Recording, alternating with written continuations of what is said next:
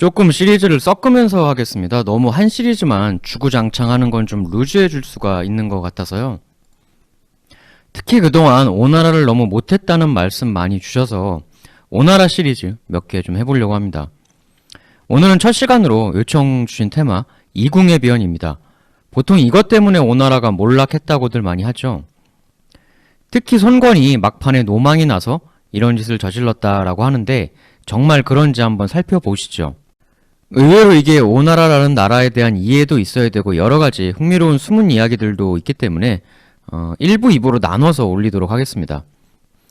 이궁이라는 건 말 그대로 두 개의 궁이죠. 궁 두 개가 서로 싸웠다는 건데 궁 두 개라는 건 두 아들, 형과 동생 얘기하는 거고 형이 태자인데 손권이 정신줄을 놔서 그 둘을 동등하게 대우했고 이 때문에 신하들이 형파, 동생파 나눠서 대혈투를 벌이는 바람에 국력이 소모되고 육소원 같은 인재들도 이 일 때문에 스트레스로 분사해서 오나라 핵심 인재들이 처형, 숙청 등 그 바람에 나라 힘이 쭉 빠졌다. 손권이 노망나서 혹은 위계를 어기고 동생을 예뻐해서 우쭈쭈 해준 정신줄 놓은 짓으로 이런 일이 벌어졌다. 보통 이렇게 보시거든요. 이렇게 엄청나게 단순화 시켜가지고 손권 욕만 하고 퉁 치는데요. 이 사건의 진짜 내막이 정말 그런 건가? 정말 그렇게 단순하기만 한 걸까? 모든 게 정말 손권의 정신줄 놓은 거 때문일까? 손권이 진짜 그렇게 한심하기만 한 인간일까? 또 흔히 아무래도 정당성 강한 형 쪽을 지지했던 육손 같은 사람들, 그들만이 착했고 당하기만 한 일방적인 피해자로만 알려져 있거든요. 근데 과연 그건 또 사실일까? 한번 1, 2부에 걸쳐서 살펴보시죠. 일단 손권의 자식들을 보죠. 이렇게 돼 있어요. 딱 보면 이제 장남이 손등이니까 자연스럽게 일남 손등이 태자가 되겠죠. 이 원래 장남 손등이 사람도 괜찮았습니다. 무난하게 차기 황제가 될 사람이었고 손권이 합비로 출정 갈 때는 내정 전권을 위임받기도 합니다. 아주 덕과 지혜를 두루 갖춘 인물이었다고 하죠. 몇몇 사례가 있는데요. 어느 날 손등 바로 옆으로 탄궁으로 쏜 탄환이 스쳐 지나갑니다. 굉장히 위험한 일이었는데 이 탄궁이라는 건 활인데 화살을 쏘는 게 아니라 돌이나 쇳덩이 같은 그런 걸로 만든 탄을 만들어 쏘는 거죠. 총탄을 쏜다는 게 아니고. 이게 지체 높은 분한테 그야말로 무시무시한 일인데 그래서 주변 보좌진들은 난리가 났죠. 너 누가 쏜 거야? 빨리 찾아 이러면서. 그래서 마침 주변에서 이제 탄궁을 가진 사람을 한 명 찾아내요. 그래서 보좌진들이 이제 너 잘 걸렸다 이러고 그 사람을 덮쳐서 사로잡고 막 매질을 가하려는데 이 탄궁을 가진 그 사람이 내가 아닙니다. 내가 한 게 아닙니다. 이렇게 부인을 하는 거죠. 근데 주변에서 그런 우연이 쉽게 일어날 수 있는 게 아니잖아요. 그래서 보좌들이 그냥 두들겨 패려고 하는데 손등이 멈춰라 하더니 우선 나를 스쳐갔던 그 탄환을 먼저 찾도록 해라. 그때까진 문초하지 마라. 그래서 하인들이 그 탄환을 수색 끝에 찾아내요. 근데 보니까 붓돌은 그 사람이 가지고 다니던 탄과 전혀 다른 거였다는 거죠. 결국 그 사람이 범인이 아니었던 거고 괜히 엄한 사람 두들겨 팰 뻔했던 거예요. 손등의 침착함과 사려 깊음이 아니었다는 말이죠. 손등은 사람이 신분에 비해 엄청나게 겸손했습니다. 정사에 보면 손등에 대해 이렇게 나와요. 손등은 곁에서 모시는 관속들에 대해서는 간단히 평민의 예절을 사용하게 했고 그러니까 나한테 예절 갖추는데 너무 힘들이지 마라 이렇게 했다는 거죠. 그리고 제갈각, 장유, 고담 등과는 간혹 같은 수레에 타기도 했으며 심지어 같은 침상에 누워 자기도 했다. 그리고 하인 중에 손등의 물건을 훔쳐간 사람이 있었습니다. 금으로 만든 물잔인데요. 얼마나 탐이 났겠습니까? 근데 결국 걔가 이제 나중에 잡혀요. 웬만한 부잣집 도령이면 아주 문초를 하고 사지를 틀어라 이렇게 할 텐데 손등은 이걸 그냥 싹 없었던 일로 해줍니다. 그리고는 용서를 해줘요. 그러니까 이 훔쳐간 하인이 그냥 막 울고불고 감격해서 난리가 나는 거죠. 손등이 이렇게 겸손했던 부분은 사실 손씨 선대들하고는 좀 안 어울리는 부분이 있죠. 할아버지 손견, 백부 손책, 겸손하고는 친할래야 친할 수 없던 사람들 아니었습니까? 근데 손등은 왜 이렇게 인성이 훌륭하고 겸양지덕을 갖췄냐? 일단 예전에 소개드린 고구려 동천왕, 백제 무왕 비슷하게 손등 역시 어머니가 미천한 신분이었다라고 되어 있거든요. 그래서 이제 손권 와이프 중에 아버지 손권 와이프 중에 서부인이라는 사람이 있는데 그 부인 손에 의해 키워지게 됩니다. 고구려 동천왕도 나중에 계모가 밥상 뒤 엎고 자기 애마 갈기털 싹 잘라버리는 그 블랙 코미디 같은 짓을 해도 철저하게 겸손한 태도를 유지하며 허허 웃기만 했잖아요. 타고난 인품도 인품입니다만 본인 백그라운드가 약하다는 점 때문에 더더욱 자숙한 부분도 있을 겁니다. 비록 친모는 아니지만 손등하고 이 그 서부인하고 굉장히 사이가 각별했다고 해요. 이 손권의 여러 와이프 중에 하나 서부인, 이 사람은 이제 손권의 고모의 손녀이면서 동시에 부인이기도 합니다. 희한한 족보죠. 이 서부인도 그 손권이 첫 번째 남편은 아니었어요. 원래 남편이 있었는데 그 첫 남편이 죽고 나서 이 손씨 가문에서 전가를 넣어가지고 일로 오시게 해가지고 이 손권하고 맺어지게 됐던 거죠. 이렇게 서부인을 불러가지고 손등을 키우게 합니다. 이래서 친모는 아닙니다만 태자 손등은 이 서부인을 친모처럼 모시고 따릅니다. 근데 손권은 이 서부인을 그다지 썩 좋아하진 않았던 것 같아요. 사실 손권이 더 좋아했던 건 여러분들도 잘 아시는 그 보현사였습니다. 이 보현사가 손권 후궁이었는데 미모가 굉장했었다고 해요. 딱 손권 취향이었던 모양입니다. 이 서부인은 그 보현사하고의 경쟁에서 완전히 밀려서 질투했다는 이유로 쫓겨나요. 그래서 이제 나중에 장남 손등이 태자가 되었을 때 이 문제가 좀 불거지는데요.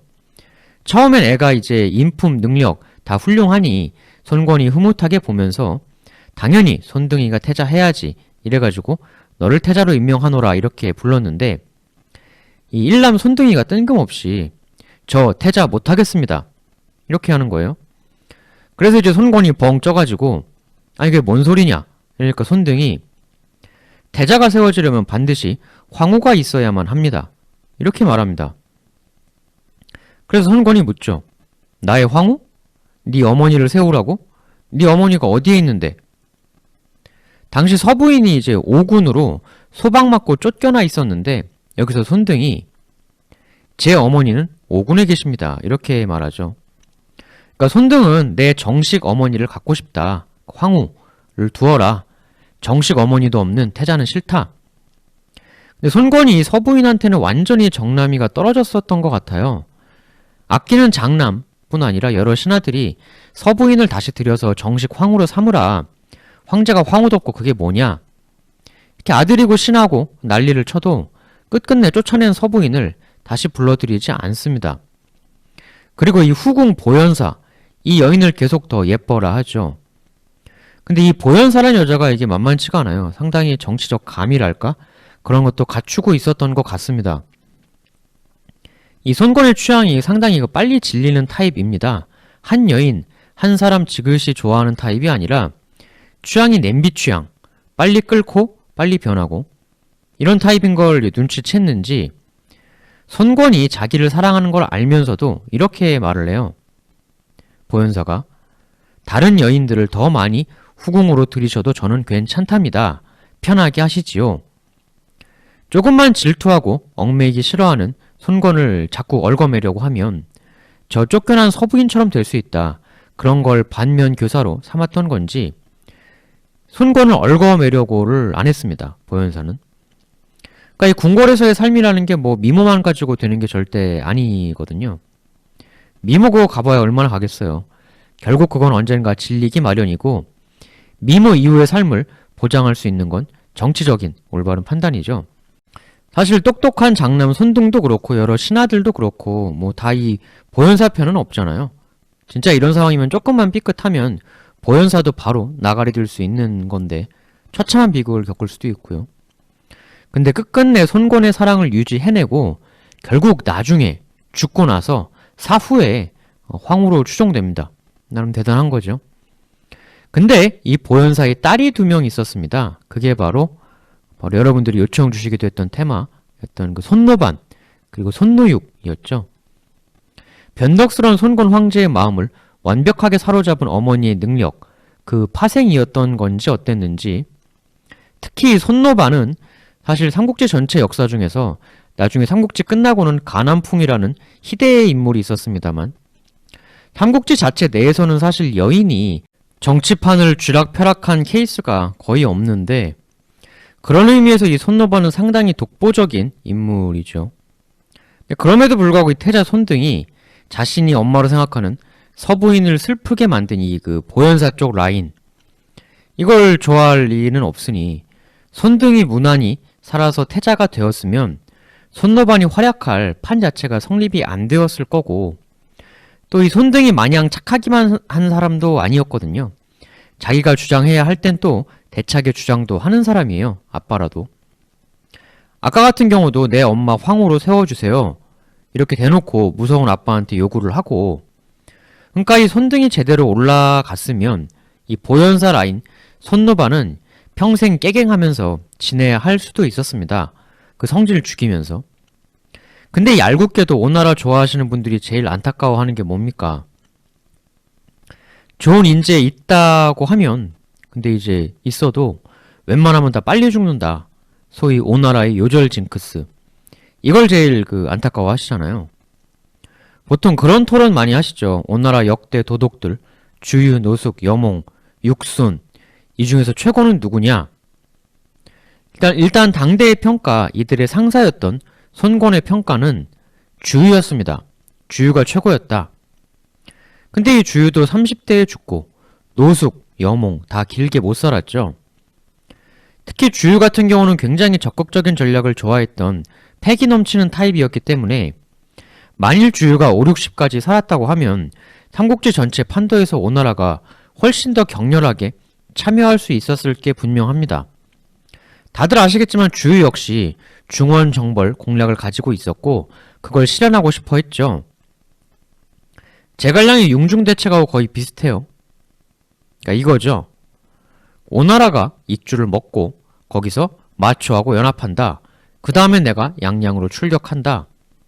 서량의 마초하고 연합해서 함께 위아래로 출격한다. 실제로 정사 주유전에 보면 손권이 주유의 이 대전략에 대해 동의를 했었다라고 나와요. 형인 손책의 유언이 군사 쪽에서는 주유의 말을 들어라라고 했으니까요. 주유만 오래 살아 있었으면 오나라는 훨씬 더 적극적이고 입체적인 전략을 펼쳤겠죠. 손권은 합비만 주구장창 들이받다가 끝났는데요. 근데 오나라 사람들이 빨리 죽는 게 이게 단순한 우연은 아니었다는 거죠. 실제로 부자에 보면 곽가가 이런 말을 했다고 나와 있어요. 내가 남방으로 가면 나는 살아 돌아오지 못할 것이오.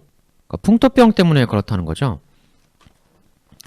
근데 곽가의 대단함은 그럼에도 불구하고 형주 정벌의 계책을 진원했었다라는 것인데요.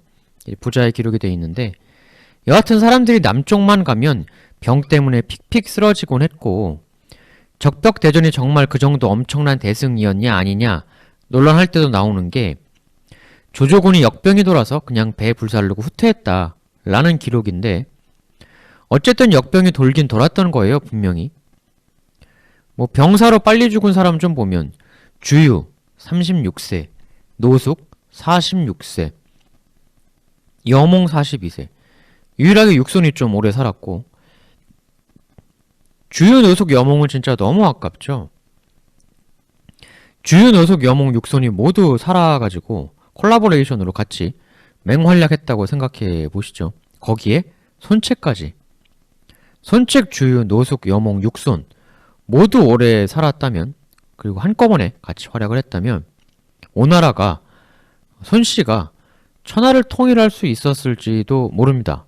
물론 무의미한 과정입니다만 이궁의 변 끝나고 다음 오나라 시리즈는 우선 대도독 시리즈로 주유, 여몽, 육손, 제갈각 이렇게 진행을 조조책사 시리즈하고 병행 처리를 하겠습니다. 그리고 조조책사 시리즈에 진궁도 요청 주신 분이 계셔서 포함을 시키겠습니다. 여하튼 남방 오나라의 이 고온다습한 역병이 돌기 좋은 환경상 수많은 인재들이 조기에 병사했는데요. 그 여러 병사 중에서도 제일 안타까운 것 중에 하나는 주유도 주유지만 손등도 빼놓을 수가 없습니다. 마음 따뜻하면서도 주장할 땐 또 주장하고 전형적인 외유 내강형 리더 손등은 불과 33세에 삶을 마감하고 맙니다. 그래서 보통 오나라 팬분들이 제일 안타까워 하시는 게 1순위가 손책 암살, 2순위가 주유병사, 3순위 정도로는 이 손등의 죽음, 그걸로 인해 벌어진 차기 대권 싸움의 헬게이트, 이걸로 오나라 국력이 엄청나게 낭비가 되었다. 임팩트가 워낙 손책 주유가 큰 인물들이라서 그렇지 손등의 요절도 이들 못지않게 오나라한텐 엄청난 피해였죠. 그러니까 오나라 천하통일을 막은 1차 타격 손책 암살, 2차 타격 주유병사, 3차 마지막 관뚜껑 닫은 게 손등의 병사. 물론 손등 살아 있었다고 오나라가 천하를 먹을 수 있었냐 그런 얘기는 전혀 아닙니다만 최소한 사마씨가 나중에 천하를 먹는데 고생은 훨씬 더 했을 겁니다. 근데 공교롭게도 이 요절 태자 손등의 부인이 그 주유의 딸이에요. 그리고 이 손등의 아들이 있습니다. 이 손영이라는 사람인데 나중에 이제 여러분들 잘 아시는 그 손준 그를 암살하려고 거사했다가 실패해서 자결을 합니다. 손등의 아들이. 비극적인데 이 비극이 손등 개인과 그 자손들 뿐만 아니라 오나라 전역에도 펼쳐지죠. 아까도 말씀드렸지만 손권의 그 이남 손려, 손려도 일찍 죽거든요. 형인 손덕보다 훨씬 먼저 죽어요. 그래서 이제 장남, 차남 이 모두 일찍 죽으니까 이때부터 후계 구도가 이상해지기 시작합니다. 일단 당연히 순서상 삼남 손화가 태자가 되는 게 맞죠. 그래서 일단 태자로 앉히긴 하는데 손권이 여기서 묘하게도 삼남 손화, 사남 손패를 같이 궁궐에 살게 하면서 대우에 차별을 두지 않습니다. 여기서부터 문제가 터지기 시작하는 건데 이 사건 전반의 원흉, 누구 때문에 나중에 그런 대환란이 벌어졌나? 크게는 두 가지 관점이 있어요. 손권 잘못이다. 1. 그다음 2. 손권 잘못이 있긴 하지만 손권이 핵심은 아니다. 주동자는 사실 따로 있다. 대개는 다 손권이 주동해서 모든 걸 망쳤다라고들 많이 보시죠. 노망났다. 조금 더 어린 아들 예뻐서 우쭈쭈 하다가 사단났다. 그렇게 지극히 단순하게 정답을 내려버리곤 하는데 그건 역사를 너무 간단하게 보는 시선이고요. 옛날 사람들이라고 해서 지금 우리보다 지적 수준이 엄청나게 떨어지고 그렇진 않거든요. 역사를 깊이 있게 더 재미있게 즐기는데 이런 간단하게 퉁쳐버리기 이거는 사실 도움이 안 됩니다. 아이들 교육도 그렇죠. 정답을 빨리빨리 결정하는 습관이야말로 아이들 사고력 증진의 최대의 장애물이죠. 사고력이라는 게 조립식 블록 만든다고 키워지는 건 아니거든요. 물론 그것도 중요하겠습니다만 조립식 블록도 뭐 중요합니다만 그게 다가 아니다. 일단 두 가지 관점 다 살펴보겠습니다. 먼저 1. 손권이 주동자다. 손권이 핵심 요인이다. 사실 후계 구도를 애매하게 만드는 건 노망이나 병크라기보다는 고래부터 선왕들이 흔하게 취했던 정치 전략 중에 하나입니다. 당연한 얘기지만 선왕이 늙어요. 그리고 후계자가 일찌감치 100% 확정이 되어 있어요. 그럼 어떻게 됩니까? 당연히 모든 문무백관들이 후계자 쪽으로 줄 쫙 쓰고 선왕은 뒷방 늙은이가 되는 거죠. 그걸 좋아할 왕이 어디 있겠습니까? 그러니까 후계자 구도가 기본적으로 동서고금 어디서나 문제가 될 수밖에 없는 게 기존 왕 입장에선 자신의 권력을 지키기 위해서라도 의도적으로라도 후계 구도를 조금 애매하게 남겨둬야 해요. 최대한 끝까지. 그래야 자식들도 결정되기 전까진 자기에게 잘하고 차기 대권 후보들 쪽에 선 신하들도 나한테 끝까지 절절매고. 그러니까 노망이 아니고 기존 왕 입장에선 후계를 일찍 확정지어야 할 이유가 거의 없는 거죠. 최대한 늦게 해야 자기한테 좋죠. 근데 이건 이제 왕 개인의 이기적 관점이고 국가적으로는 굉장한 국력 낭비를 부르죠. 그러니까 태자제도를 괜히 만든 게 아니죠. 괜히 쓸데없는 분열 불러와서 낭비하느니 일찌감치 안정 꽤 하고 기존 왕도 죽을 때까지 주구장창 절대 권력 휘두를 생각하지 말고 적당한 때에 태자한테 실권 스물스물 넘겨주고 차기 대권주자도 미리미리 국정 경험 쌓게 해서 뭐 왕자도 어느 날 갑자기 왕이 등극하면 아유 뭐 어떻게 해야 돼? 라면서 당황스러울 거잖아요. 그러니까 기존 왕한테 너무 끝까지 욕심 부리지 말라는 거죠. 그 제도가. 근데 이게 말이 쉽지 막상 당사자가 되어보면 늙으면서 슬슬 사람들도 내 곁을 떠나가고 다 내 아들한테 가서 아부하려고 달라붙고 이게 속이 쓰리거든요. 그런 의미에선 도쿠가와 이에야스가 진짜 대단한 사람이죠. 일본사도 요청 주신 분들이 있으셔서 제가 일본사도 곧 시작을 할 건데요. 도쿠가와 이에야스가 자기가 죽기 무려 13년 전에 자신의 아들 히데타다에게 쇼군 자리를 물려주고 자신은 오고쇼라는 자리로 형식적으로 뒤로 빠집니다. 물론 이게 워낙 나이가 많으니까 언제 죽을지 모르니 도쿠가와 가문의 영속을 위해 미리 후계자를 쇼군에 앉혀놓고 내가 빠지자 이런 거지만 도쿠가와 막부가 일본의 대전란 시대를 종결시키고 나름 오래 갈 수 있었던 게 바로 이런 이에야스의 개인적 사욕을 버리고 미리미리 대처하는 리더십에 기인한 바 크죠.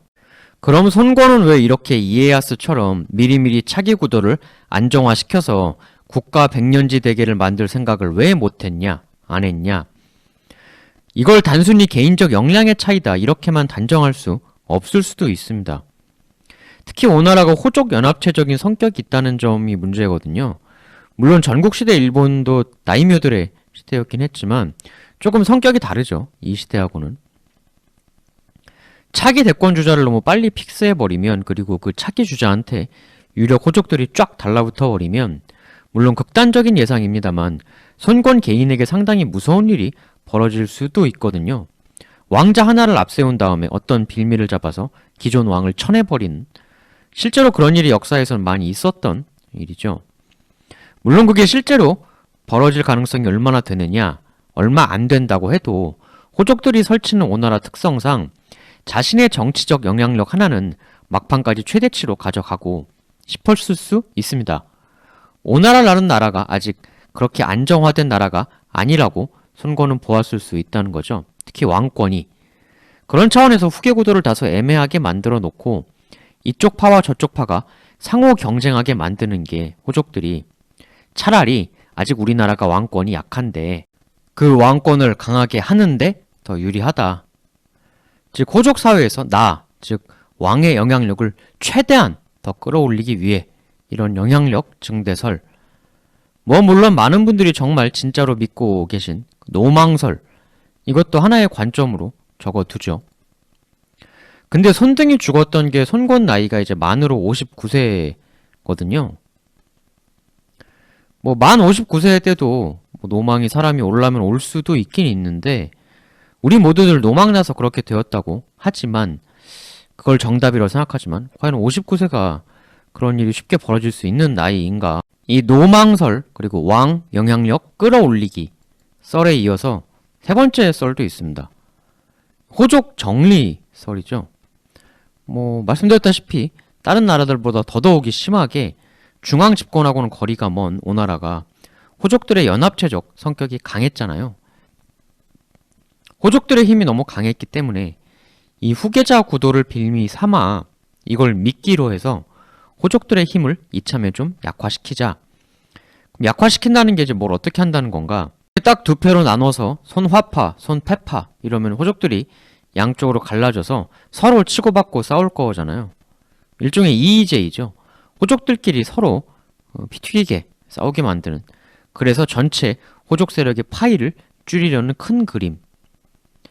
이 세 번째 호족 이의제이설에 따르면 손권은 노망은커녕 정말 역사에 남을 정도의 노회하고 교활한 정치 책략을 획책했었다는 건데요. 일단 이 썰을 이해하려면 좀 손씨라는 집안에 대해서 좀 알아야 하는데 흔히 이제 손씨 집안이 원래 강동의 대표적 호족 중 하나였던 걸로 생각하는데 전혀 그렇지가 않습니다. 손씨 왕조의 스타트는 강동 호랑이 손견이잖아요. 이 손견이 이제 강동 오군 사람인 건 맞습니다. 맞는데 손견 집안이 엄청 그 지역에서 잘 나가는 집안이었냐? 그게 아니었다는 거죠. 손견의 아버지가 이제 손종이라는 사람인데 할아버지라는 썰도 있습니다. 역시 이제 오군 부춘 태생이긴 한데 유명록에 보면 이 손종이 가난했었다라는 표현이 나오거든요. 오서에 보면 손견 집안이 대대로 오군에서 벼슬을 했다고는 나오지만 가난했다는 말들이 이제 보이는 걸로 봐서 기껏해야 하급 관리 정도였을 것이다 라는 그거죠. 물론 유명록이 역사서는 전혀 아니고 설화 소설집 같은 거긴 한데 여튼 이 손견 아빠 손종이 이제 어릴 때 집이 가난해서 어려서부터 오이를 팔아서 생업을 꾸렸다고 해요. 근데 오이 장사를 하고 있을 때 이 손종한테 웬 3명의 소년이 찾아와서 배가 너무 고픕니다. 좀 먹여주실 수 있겠는지요? 이렇게 구걸을 했다고 합니다. 그러니까 이 손종이 마음 따뜻하게도 본인 집도 오이 팔아서 겨우 생계 유지하면서도 이 거린 소년 3명을 집에 데리고 와서 오이 반찬하고 밥을 지어가지고 상당히 잘 먹였다고 합니다. 근데 이 신비의 거린 소년 3명이 밥을 배불리 먹고 나서 손종에게 이런 얘기를 해줍니다. 군에 두터운 은혜를 입어 어찌 감사해야 할지 모르겠습니다. 보답의 의미로 제가 좋은 무덤자리를 하나 알려드리지요. 대신 하나 선택해 주셔야 할 것이 있습니다. 선택지는 2가지입니다. 지금 현세에서 당신이 제후의 자리에 오르시겠습니까? 아니면 몇 대 후에 자손이 황제 자리에 오르는 걸 선택하시겠습니까? 그러니까 지금 바로 조금 성공하겠느냐 제후로, 아니면 조금 참고 기다렸다가 몇 대 후 자손이 황제가 되는 걸 택하겠느냐라는 거죠. 여기서 손견 아버지 손종은 자기가 아니라 몇 대 후에 황제가 되는 쪽을 선택합니다. 그리고 그에 따라 묘자리를 정하게 되죠. 그래서 이제 손종이 신비의 3소년을 따라 묘자리를 이제 알아보고 나서 집으로 되돌아오려고 하는데요. 소년이 여기서 또 묘한 말을 합니다. 사실 나는 인간의 생명을 관장하는 신이요. 그대가 산을 내려가서 집으로 돌아가시되 지금으로부터 100보 동안은 절대 뒤를 돌아보지 마시오. 어디서 많이 듣던 얘기죠. 뭐 그리스 신화뿐 아니라 동서고금 설화에서 이 뒤돌아보지 마라 라는 건 굉장히 자주 볼 수 있는 얘기인데요. 근데 대부분 뭐 설화들이 그렇습니다만, 뭐 이것도 소설집입니다만, 되게 이제 돌아보지 말라고 해도 꼭 돌아보죠. 이 손종은 안타깝게도 100보를 채우지 못하고 60보 만에 뒤를 돌아보고 맙니다. 너무 궁금해서. 뒤돌아보니까 이제 그 3소년은 그 흰 두루미가 되어 하늘로 날아가고 있었다라는 건데요. 이 손종은 그들이 알려준 자리에 그 모친의 묘를 쓰게 되고요. 그 후 정말로 그의 손자 혹은 증손자인 손권희가 이제 황제가 되죠. 근데 황제가 되긴 됐는데 반쪽짜리 황제였죠. 천하의 약 3분의 1 정도 밖에 못 먹은 황제였으니까. 근데 만일 할아버지 손종이 100보를 참고 뒤돌아보지 않았던들 손씨 집안이 천하통일의 황제가 될 수 있었을까? 근데 유명록이란 건 이제 역사서가 아니라 소설이에요. 뭐 당연히 설화지 진짜인 얘기일 리는 없겠습니다만, 또 뭐 60보가 아니라 30보였다 혹은 뭐 100보 다 가서 뒤돌아봤다, 여러 그 다른 형태의 얘기들도 존재하고요. 여하튼 여기서 우리가 알 수 있는 건 손씨 집안이 뭐 설하든 어쨌든 그렇게 예전부터 대단했던 그 지역의 정상급 터줏대감은 아니었을 거라는 추정이죠. 손견 때부터 시작해서 떠오른 신흥 세력이다. 근데 원래 손견 고향인 오군에는 손견 집안보다 월등했던 호족들이 많이 있었거든요. 소위 오의 사성이다 해가지고 장, 주, 육, 고 4개 성씨가 아주 잘 나가는 호족이었습니다. 손씨는 이 오군 명문 그룹에 낄 수 있는 집안은 도저히 아니었던 거죠. 그 정도 급은. 흔히 손견이 손자병법 쓴 손자의 후손이라고 알고 있지만 이것도 확실한 건 아닙니다. 정사삼국지에 보면 손견은 아마도 손자의 후손일 것이다 라는 굉장히 애매한 표현으로 기술되어 있습니다. 이걸 보면 손견, 특히 손책이 얼마나 대단한 능력을 갖췄었는지를 더욱 잘 알 수가 있죠. 자기보다 더 뿌리 깊게 박혀있던 터줏대감 호족 세력들을 누르고 오나라 지역 최강의 가문이 되었으니까 말입니다. 하지만 근원적으로 당시 사회가 사회다 보니 가문에 대한 열등감을 이 손씨 부자들은 가질 수밖에 없었을 것이고, 그래서 확실치도 않게 내가 손자의 후손이다 이런 아마도 뻥카를 치고 다닌 것도 그러한 열등감을 커버하기 위한 허세의 일환이라고도 볼 수가 있죠. 그게 뻥카라면 뭐 진짜 손자의 후손일 수도 있긴 합니다만 뻥카일 수도 있는 거니까. 바로 그러한 열등감이 이궁의 변이라는 괴상한 일이 터지게 된 근본 원인인 중에 하나다. 이런 그 관점이 있는 거예요. 그게 정답이란 게 아니라. 그러니까 이제 단순히 감정적인 그 가문에 대한 열등감이다 이렇게만 볼 게 아니고 또 정치적으로도 오나라 손씨 가문을 잘 지키려면 오해 사성과 같은 기존 막강한 터줏대감들을 좀 눌러놓지 않으면 손씨가 언제라도 오히려 쟤들한테 잡아먹힌다.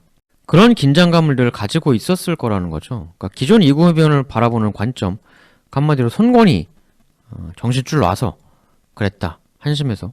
그런 관점이 이제 손권이 근데 만일 그렇게까지 한심한 인간이었으면 애초에 그 힘든 오나라 지역에서 그런 최고 자리에까지 오르지도 못했을 것이고 또 손책의 갑작스런 죽음 이후 그렇게 기반을 잘 다질 수도 없었겠죠.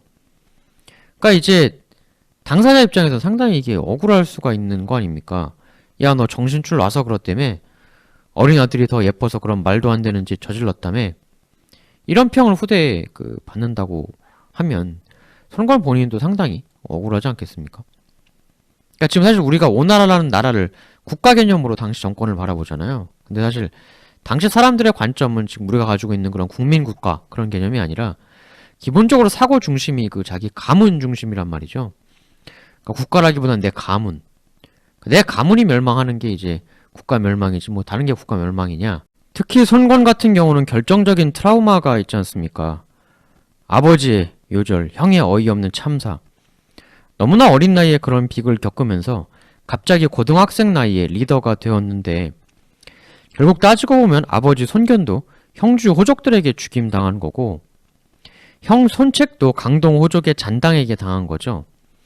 나라를 추스리고 가는데 호족은 파트너인 동시에 아버지 형처럼 언제라도 나 그리고 우리 일족을 죽일 수 있는 이들이다 라는 생각을 안 가질 수 없었겠죠. 특히 권력의 생리상 어제의 동지가 내일의 적이 되는 일도 빈번한 거고 그나마 손등이란 모르겠는데 삼남 손화 사실 손등 죽기 전까지 손화는 삼남은 아예 염두에도 없었을 텐데 막상 이 준비도 안 된 난데없이 손화 시키려니까 야 이거 얘가 과연 이 힘든 터줏대감 컨트롤을 나처럼 제대로 해낼 수 있겠느냐. 말만 손자의 후손이지 신흥 세력일 수밖에 없는 손씨 가문의 고뇌 이궁의 변이라는 이 모든 난리는 손권이 기존 오나라의 터줏대감 호족 세력들을 지들끼리 치고받게 해서 그 힘을 족족들이 다 빼놓고 궁극에는 자신과 손씨 가문의 구심점으로서의 파워를 더 강화하려는 고도의 술책이었다. 실제로 이 가설을 뒷받침하는 게 이제 나중에 손화 vs 손패 쪽으로 나뉘는 세력 분포도를 보면 소위 말하는 기존 5지역 터줏대감들 5의 사성 그 일문들 대부분은 형인 손화 쪽으로 붙어 있었던 걸 확인할 수 있습니다. 이쯤에서 당시 손화파와 손패파를 한번 정리해보죠. 손화파 쪽은 말씀드린 오나라 예전부터 잘나가던 기성호족 중심이라고 보시면 돼요. 아까 말씀드린 5의 사성 중에 6, 고, 주 포함되어 있죠. 여기 장휴 같은 경우는 5의 사성은 아닌데 대신 이 사람은 그 유명한 장소의 아들이에요. 장소는 손책이 죽을 때 손권을 부탁했던 두 명의 탁고 대신 중 한 명 아니었습니까? 이 역시 기성 터줏대감 세력인 거죠. 손권 입장에선 손화를 일단 태자로 책봉하긴 했지만 막상 덜컥 맞기 자니 갑자기 이렇게 일이 됐을 때 원래 뿌리 깊던 터줏대감들에 의해 손씨 가문이 뒤로 밀리거나 최악의 경우 무너질 수도 있지 않을까 그런 컨트롤을 손화가 못하지 않을까 하는 걱정을 했을 수도 있죠. 그래서 의도적으로 손패를 축혀 세워줌으로써 상대적으로 신흥 세력에 가까운 사람들이 즉 이쪽 터줏대감 카르텔에 끼지 못한 그들을 정치 전략적으로 부추겨서 서로 싸우게 만들어 힘을 다 빼놓으려는 진정한 큰 그림. 실제로 이 손패 쪽을 보면 5의 사성 같은 터줏대감이 아니라 비교적 신흥호족, 중소호족, 그리고 반계 황족들, 손씨 황족의 친척들, 외척 이런 사람들이 주로 붙어 있었거든요. 사실 이러한 관점들, 그러니까 이 두 번째, 세 번째 같은 경우는 모든 걸 다 노예한 손권이 다 조종한 것이다. 이런 스토리인데 따지고 보면 손권도 피해자다. 그도 주동자는 아니다. 주동자는 따로 있다. 뭐 그러한 썰도 있습니다. 뭐 제4, 5의 썰이죠. 즉 손권은 오히려 일련의 다른 세력들에 의해 그 등살에 때밀린 것일 뿐이다.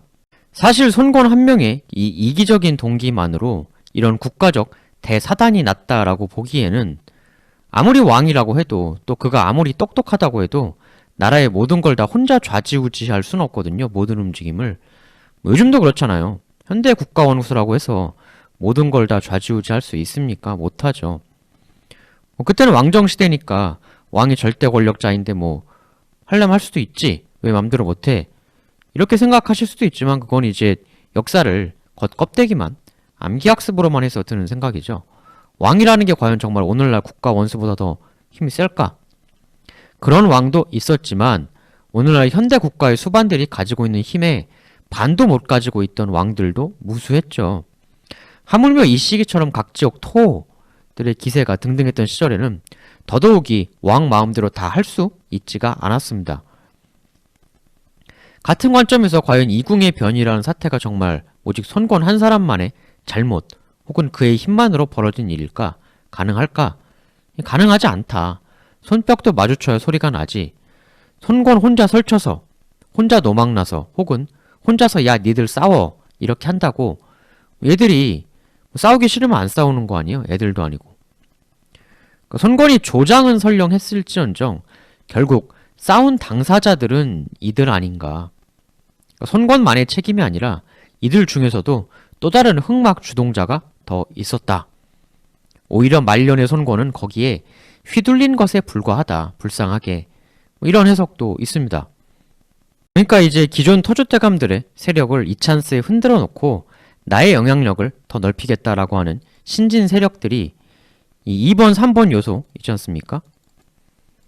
이런 부분에 대한 그 손권의 심리를 마구 찌르고 부추겨서, 그러니까 손권이 자기가 이 2번, 3번 요소를 그 생각을 한 게 아니라 부추김을 당해서 그러니까 선압파 쪽에 몰려있는 이쪽을 손권을 적당히 들썩들썩하게 만들어가지고 이참에 싹 정리를 해버리고 손권 사후 오나라를 얘들이 아니라 내 세력 하에 손에 쥐자. 이러한 그 이쪽 세력의 로드맵, 그게 오히려 이 사태의 진정한 발단이다.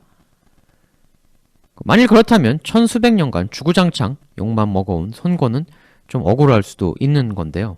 그럼 이 네 번째, 즉 신진 세력의 기성 세력 반격 숙청용으로 벌어진 사건이다 이궁의 변이 라고 하면 대체 그거를 주동했던 진정한 배우자는 누구인가?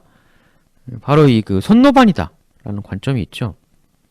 이 대환란의 진정한 흑막은 손권이 아니라 바로 손노반이란 여인이다. 이게 아주 황당한 얘기는 아니에요. 추후 그녀의 놀라운 정치적 행보를 보면 최소한 이 사건의 메인 주동자 혹은 그게 아니라고 하더라도 여러 주동자 중 한 명으로서의 최소한 이름을 올리기엔 부족함이 전혀 없다.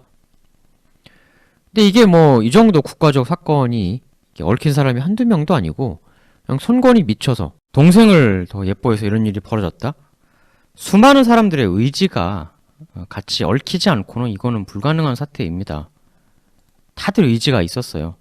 아무리 늙었다고 해도 손권이 그 정도로 컨트롤 못하고 분별이 없는 정치인이었을까? 손권은 어쨌든 유비처럼 자기 손으로 황제에 오른 사람입니다. 물론 유비랑은 조금 다른 면은 있죠. 아버지랑 형으로부터 상당한 유산을 받은 건 맞지만 어쨌든 그래도 황제 자리를 물려받은 건 아니거든요. 황제는 어쨌든 자기 손으로 된 거거든요. 유비 다룰 때도 말씀드렸지만 이게 황제가 아무나 되냐? 그럴 리 없거든요. 아무리 형이랑 아버지한테 좀 받았다고 해도. 이게 좀 길어져서 이 네 번째 이유와 그 나머지 부분, 손노반의 활약상, 그리고 이궁의 변의 진짜 남은 그 실체와 진실, 요거는 조금 다음 편에 2부에서 마저 이어서 하도록 하겠습니다. 그리고 이제 보통은 육손, 그리고 형인, 손화, 이런 사람들이 이제 일방적인 선의의 피해자로만 알려져 있는데요. 또 그렇지 않다. 육손과 손화파 역시도 이 사태에 책임이 상당 부분 있다. 이렇게 보는 관점도 있습니다. 뭐 그런 내용 등등과 세부적인 향후 이궁의 변 진행, 이후의 이야기 등등, 그리고 오나라랑 국가가 어떻게 무너져 가는지 그런 이야기를 또 2부에서 마저 말씀을 드리도록 그렇게 하겠습니다. 댓글로 여러 가지 또 격려와 또 도움 주시는 거, 댓글로 도움 주시는 거 정말 너무너무 감사드리고 제가 이렇게 직접적으로 다 표현은 못하지만 정말 너무 감사드리는 마음들 가지고 있고 또 과분하게 또 주시는 말씀도 있습니다. 그래서 정말 그 다 댓글을 다 보고 있거든요. 그래서 너무너무 감사드리고 다음 편은 이번 편보다는 좀 더 재밌고 더 좀 실체에 다가갈 수 있는 내용으로 좀 올리도록 하겠습니다. 정말 감사합니다.